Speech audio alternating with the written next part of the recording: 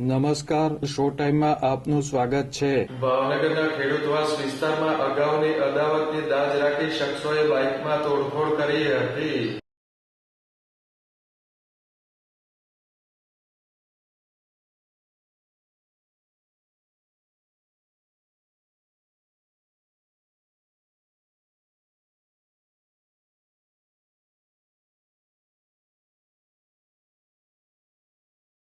ભાવનગરના ખેડૂતવાસ વિસ્તારમાં રહેતા આકાશભાઈ બારૈયાને અગાઉ થયેલ માથાકૂટની દાજ રાખી શખ્સોએ હથિયારો સાથે આવી બાઇકમાં તોડફોડ કરી હતી. આ ઘટનાના પગલે વિસ્તારમાં ભયનો માહોલ જોવા મળ્યો હતો.